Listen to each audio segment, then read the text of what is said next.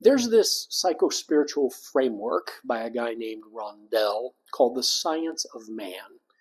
There's a whole backstory on this. You can go look it up if you like. The part that I was really struck by was when Rondelle, this guy, said that we come into the world with a uterine imprint. Now, what he meant was that our earliest consciousness in utero, in our mother's womb, is of sort of an ethereal experience. I mean, it's mood-lit, it's dampened by sound or with sound. We're floating on a film of liquid. We are automatically fed and breathed. We don't have to do anything except hang out and be cool with everything that is.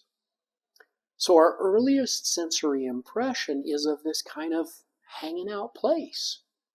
And then life throws us out of the uterine world into this world that we're in, the one you're listening.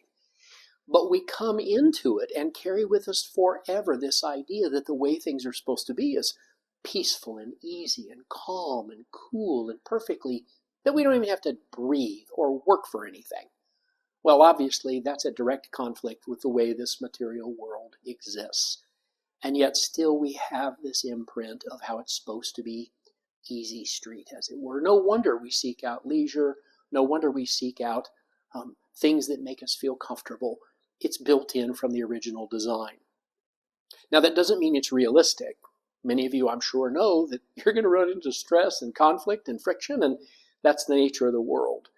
And every time we encounter it, there's a risk that we're going to be driven by a memory that it's not supposed to be this way.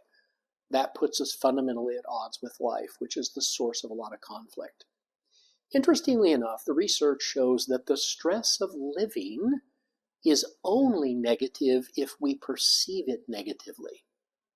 What that means is when I welcome stress, because it's built into this material world, all of a sudden it changes my experience of the stressors of life.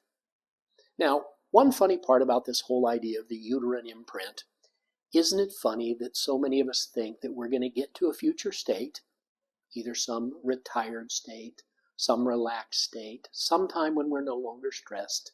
Even heaven is conceived of this way, that we're going to get to a place where we no longer have to put forth effort. And maybe that's true after we leave this plane. But for right here, right now, all the evidence is stress is built in. It's not supposed to be all peaceful all the time.